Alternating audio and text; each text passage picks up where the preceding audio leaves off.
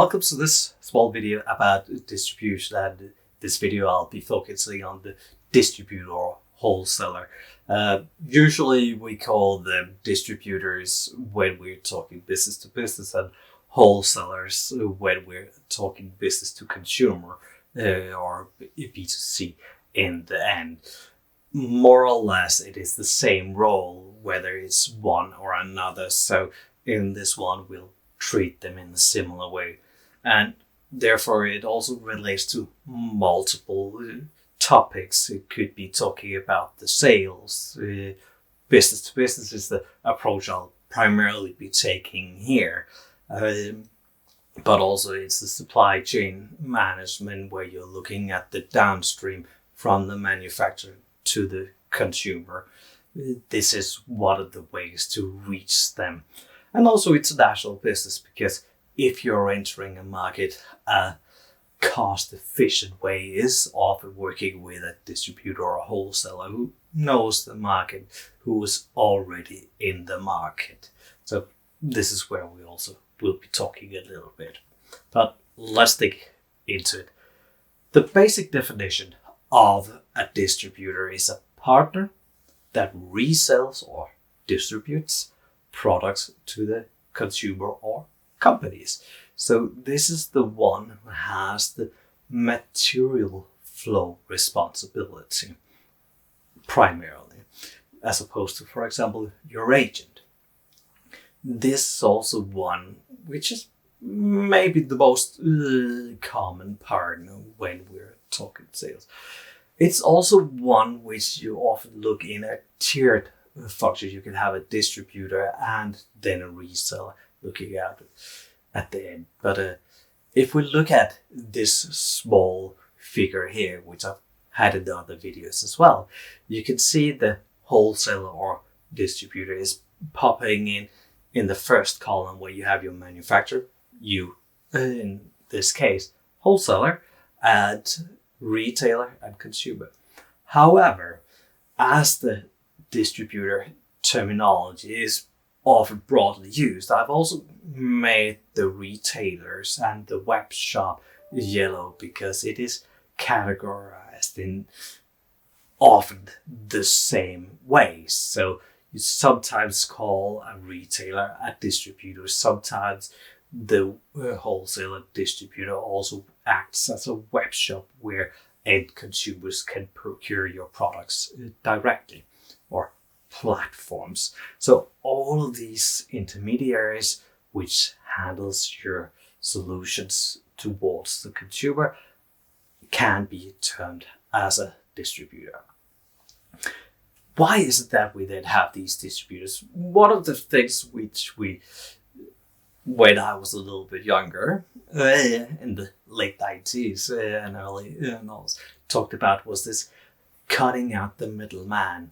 As a manufacturer, you could just as well distribute and sell directly to the end consumer. The big .com idea, saving the money. But a lot of people realized in the end that this was not really that much cost saving. And the figure I have here on my side actually exemplifies it quite well, I think. You have what's here termed as channel captains or manufacturers at the top.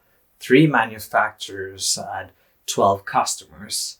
That gives a total of 36 interactions if there is no intermediary, wholesaler, distributor in between.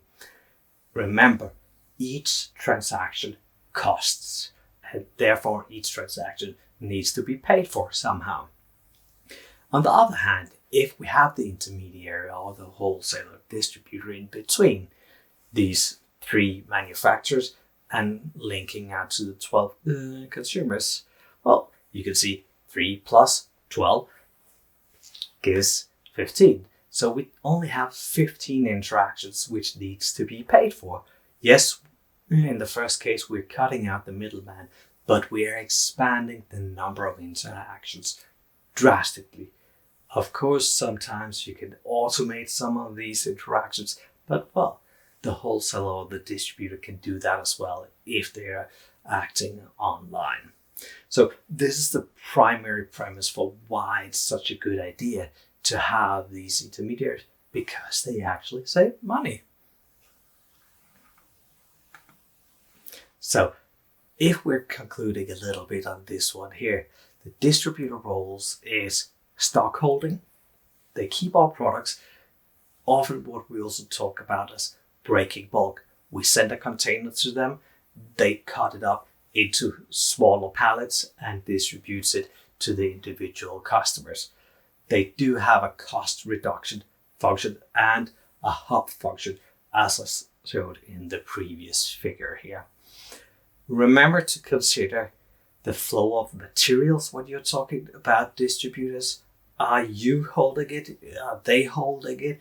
Is it out in the end consumer? Especially if you're working with customers who have an expectation of just-in-time delivery, where they don't want to include it in their own warehouses. They want to have it right when they need it. A local distributor is a good option for it. Information flows. How do you work with them?